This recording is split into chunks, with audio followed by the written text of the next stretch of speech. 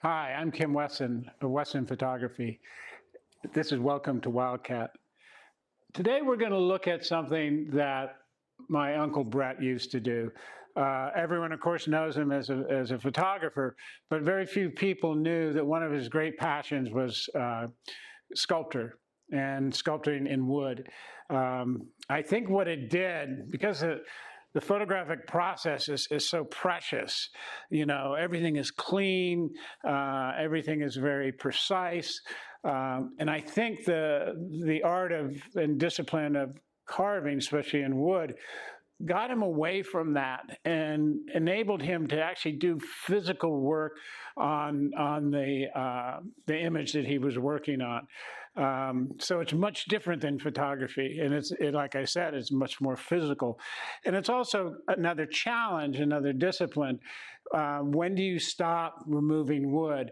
In a photograph, you pretty much know where you're going to end your print and how it's going to look. But carving is much more fluid sort of discipline. And his subject matters that he carved was really kind of interesting. So what we have here is his subject matter for his carvings. And what he would do is, this is his photograph. It's very famous, called the Bird Dune. It's an abstract sand dune done down in Oceania. And now in the background, you see his rendition in wood about that photograph. And that's what he would do. He would take his photographs and carve them. And not only just representations of them, in some of the carvings, he would carve just the negative space in the photograph.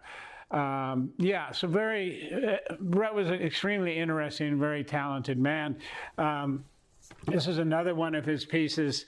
You can see it signed on the bottom here, BW 1942. And this is an interesting piece because in a lot of the old photographs, when Edward was alive and living in this house, you could see that sculpture in the background. So at one time, he must have given that to his father. So to me, both pieces are very, very special to me, and special to have them in the house. Hey, thanks for tuning in. Make sure to check out our website at www.kimweston.com, where you can check for upcoming workshops and browse through our collection of silver gelatin photographs. You can also subscribe to our newsletter to know what the first family of photography is up to in the photographic world. Thanks again.